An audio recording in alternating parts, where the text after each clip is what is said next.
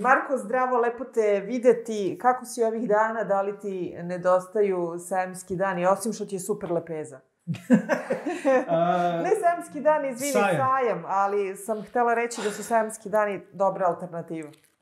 Ne, sajamski dani su super. Mislim, kad si Laguna pa imaš 200 miliona knjižara i kad im možeš da organizuješ sajamske dane, to je kao jedan mali sajam za sebe. Drugi izdavači baš i ne mogu time da se pohvale. Ali su zato kod nas drugi izdavači na sajamskim danima učestvuje 100 drugih izdavača, tako da smo uspeli da svi su se nekako, Laguna je spasila sajam knjiga, znaš, treba napraviti jednu slikovnicu o tome, Uroš Petrović da piše, a da crta Bob Živković, ili možda još bolje Duša Petričić, da ilustruje kako je Laguna spasila sajam knjiga. Ali, ono što je činjenica, to je da mi sajam kao sajam u vremenima kad je pandemija uopšte ne nedostaje, kao ni bilo kakva druga masovna okupljanja. Znači, prošle godine nismo imali sajam jer smo ulazili u novi talas pandemije, sada smo u sred četvrtog talasa pandemije i sama pomisao na sajamsku halu u kojoj ne samo što su bili smešteni COVID bolesnici, nego na onaj vazduh u njoj u kom se svi živi porazboljevaju koji rade na sajmu svake godine, kako se sećam,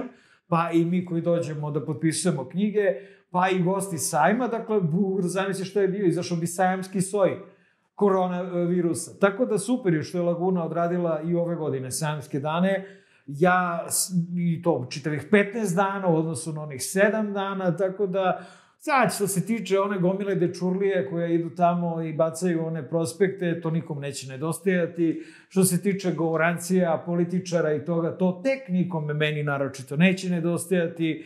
Što se tiče direktnog druženja sa čitaocima, pa to je ono na što sam navikao i zašto mogu da kažem da će da mi nedostaje, ali moji čitaoci su normalni, tako da nije nikoga bilo ko bi se žalio, zašto ne možemo negde da te vidimo, da se sretnemo, nema širenja namernog zara, otkud ja znam ko će da dođe, da kaše tamo jedan drugom u facu, neće nosi masku. Naravno, to je odgovornost i prema sebi i prema drugim. I zbog pretnji smrću koje dobijam tu i tamo, isto nisam nešto u fazonu se preterano izlažem, te se sve lepo poklopilo.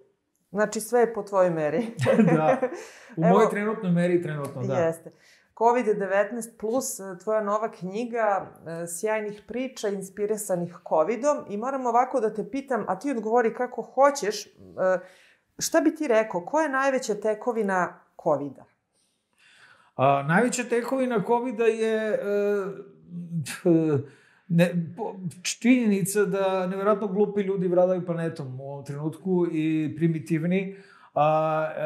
To što se to toliko jasno vidi napolju i kukavice takođe, znači ljudi koji su u stanju da prihvataju sve moguće teorije zavere zdravo za gotovo, bez ikakvih dokaza, da odbacuju nauku, da se prave da im stric, otac ili ne znam ko nije umro od COVID-a, nego su ga ubili u bolnici, ima i takvih teorija.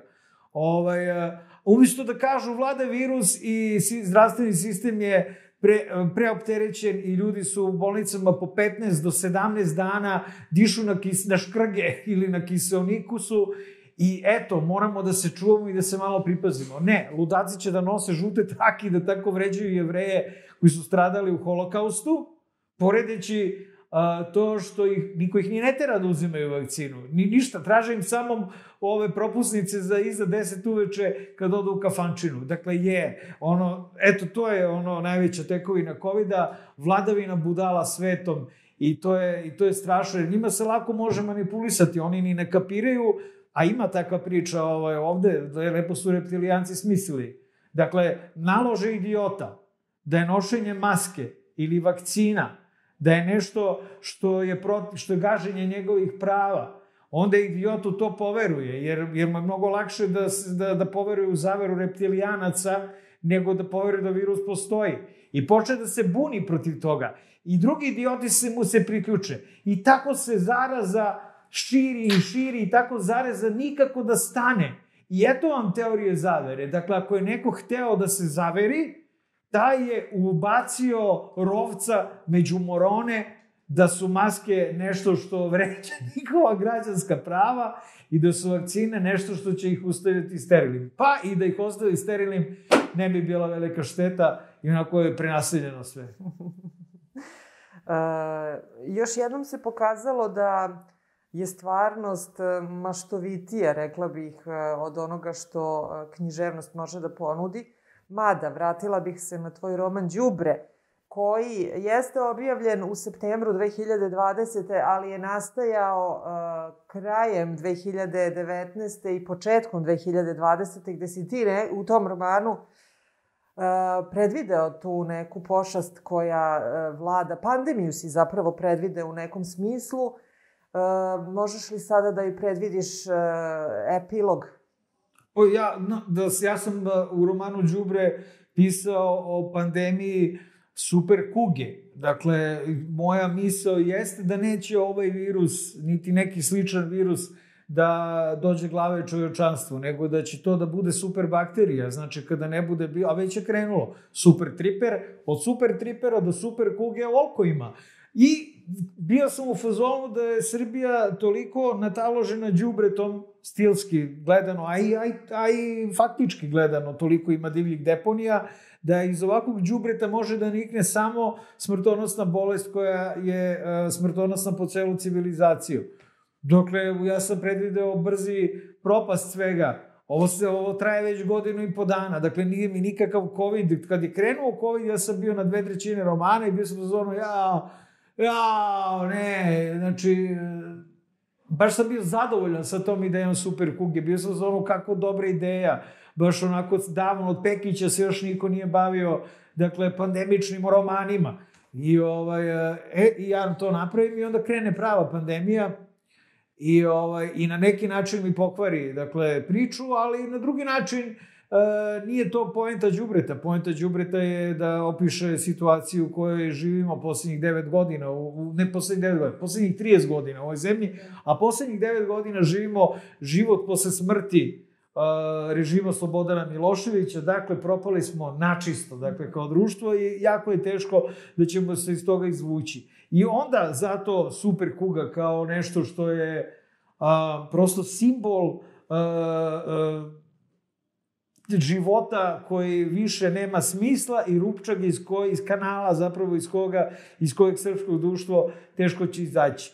I zato je to đubre i otišlo već preko 22.000 primjeraka, dakle, ljudi su shvatili šta sam hteo da uradim, hteo sam i da ostavim jedan spomenik ovom vremenu i ovim ljudima koji upravljaju našim životima, spomenik koji će nas živjeti i njih, i nas, i sve. I super je, hvala čitaocima što su to prepoznali. Što se ovoga tiče, to su kolumne koje sam pisao za Buku, su se pretvorile u priče. Mislim, nisam pisao od 99. 2000. sam pisao na samom početku, dakle, karijere sam pisao tako priču na svaka 2-3 dana, pa da mi nešto napravim priču. I onda, ono što se desilo kada je počela pandemija, toliko je inspirativna bila, a ja opet nisam, mogu bi od jednog trenutka, kad sam video da režim planski produžava pandemiju, a to je bilo jasno još pri kraju vanrednog stanja, dakle, da oni mogu s time da su odlučili, s time da se igraju i da će da naprave 1 ili 2 talasa pandemije više nego u normalnom svetu. Bilo je jasno da će mi svaka sledeća kolumna o tome biti ista. Ljudi, oni nas namerno ubijaju. Ovo je masovno ubistvo. Vi ste idioti. I sad da ne bih to radio, onda sam skapirao proza. Proza je idealna za suočavanje i sa ovakvom stvari s kojim se mi suočavamo i za jednostavno izbacivanje iz sebe svega što te muči. I eto, tako već sad imamo 3 ili 4 sam još napisao priče koje nisu u ovoj zbirci, a koje su nastale posljednje, jer nažalost pandemiji nije došao kraj, nažalost ludilu i gluposti ovog naroda nije došao kraj, niti će doći kraj, zlu ovog režima nije došao kraj, prema tome opet se sve stvorilo za nove COVID priče. I sad, ja se naravno nećem potirati toliko, kvarim i neke druge planove, zašto imam u planu jedan drugi roman, da neću sad otkrivam, da se ne džinksujem, ali stvarno radije bih da pišem nešto drugo, a ne kao COVID priče. Ali COVID priče baš zato što je život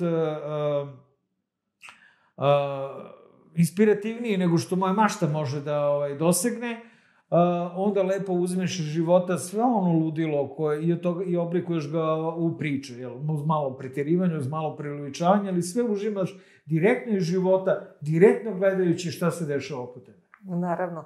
Sajamski dani podrazumevaju i nabavljanje literaturu za čitanje bar do kraja godine. Šta preporučuješ?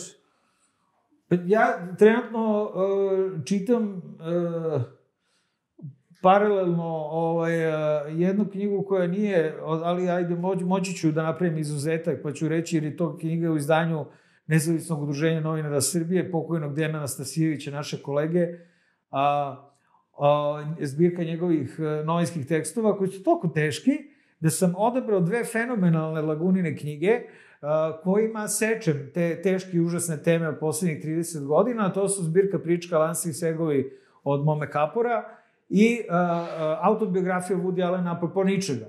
Tako da, red teških tema i onda red fenomenalne zabave sa Laguninim izdanjima. Onda red opet teških tema, se podsjetimo u kakvom stranju živimo i u kom užasu ćemo živjeti dalje. Onda red fenomenalnih priča Mome Kapora i ludačkog života Woody Allena. Tako da, i naravno, ne mogu kriti, ja volim da čitam i svoje knjige. Ovo je posljednje što sam pročitao bez zezanja COVID-19+, i nakanjuje se da pročitam pa, eto, Matija radi Pika se na plaži po 170. put. Odlično. Pa jel ti se čini kad čitaš neka vremenska distanca, kada prođe, do duše, još smo u ovom vremenu, kako posmatraš svoje pisanje? Da li uviđaš neke greške? Da li se pitaš, čoveče, ko je ovo dobro napisao? Problem je fora sa COVID-19+ u tome što možeš samo da budeš zastrašen time kako si ubao. Znači, nigde se nisam zeznuo, kada je reč o tome kako sam pisao te priče i kako sam uočavao stvari koje nam se dešavaju. Kad čitam svoje stare knjige, to je jedan poseban doživljaj, zato što prvo pisane su pre 20-15 godina, pisao ih je neki drugi Marko Vidojković, pisao ih je u nekom drugom normalnijem Beogradu, u nekoj mnogo normalnijoj zemlji, o nekim tamo vremenima koji su bila pre 30 ili 25 godina. Dakle, jedan popuno drugi univerzum od onoga što sad živimo. Sada ovaj Marko Vidojković ima 46 godina, živi u paklu i piše malo drugačije knjige. Te, kada čitam svoje starije romane, bukvalno u njima uživam kao da je pisao, kao da oni su vremeplov. Zapravo, ne samo u vremeplov, u vremena o kojima su pisani, jer su pisani od 90-im, o ranim 2000-im, nego i u vremena kada su pisani. Setim se kakva su bila vremena, setim se kakav sam ja bio u doba kada sam ih pisao, dovoljno sam mator da mogu da se odmaknem u 2006. Dakle, 15 godina unazad kad su pisane sve crvenkapeiste, recimo. I to je jedno popuno nestvarno iskustvo, zato što shvatiš koliko je sranje sada, koliko je tada bilo. A šta tebe više inspiriše? To vreme kada su stvari bile mirnije ili ovo, mislim... Mnogo me više inspiriše normalno vreme i svako ko je u fazonu, kao ima dosta inspiracije te na svakom koraku, ta nema pojma kakav je život. Prvo, kakav je moj život, a drugo, kako je pisati knjigu. Dakle, pisati knjigu zahteva da imaš apsolutni mir, makar u mom slučaju. Da imaš apsolutni mir ne sam sa sobom, ne u okviru svog doma, nego kad izađeš na ulicu, da je zemlja koliko toliko demokratska, da se vide na ulici srećni opušteni ljudi, koji se bave sopstvenim životom, ali ne iz straha od bavljenja onim što ih udara po glavi svaki dan, nego zato što zaista ono jedino čime imaju da se bave je njihov život. pisati o nečemu što je normalan život u nenormalnim vremenima, nedemokratskim, autoritarnim, pandemičnim vremenima, je popuno suludo, jer normalan život ne postoji. Znači, pisati tipa o 2-3 lika koji odu da piju pivo dok gledaju fudbal, je naizgled nešto pisanje o nekom normalnom životu, ali ta 2 tipa nisu normalna ako oni sede i piju i gledaju fudbal, a kuća im gori i život im gore. I moj život trenutno gori, tako da je pisanje jako teško, ne samo romana Đubre ili romana Je baš on hvala. Tada romana stvarno bila pakao za pisanje. Zato što sam sve vreme u toj istoj situaciji koja je opšte poznata, je moja društvena angažovanost, ali to je nešto što je jače od mene. To je ja sam javna ličnost i kao javna ličnost imam obavezu da istupam javno o svemu što ne valja. Ovde sve više i više ima stvari koje ne valjaju. A za uzvrat dobijam po njušci često i po glavi, kada te stalno neko udara po glavi, po njušci, pretiti i tako dalje. Kako je pisati? To je pakao. Meni treba mir i treba mi normalna sredina da bih mogao da pišem normalne knjige kakve su bile knjige pre baš vam hvala.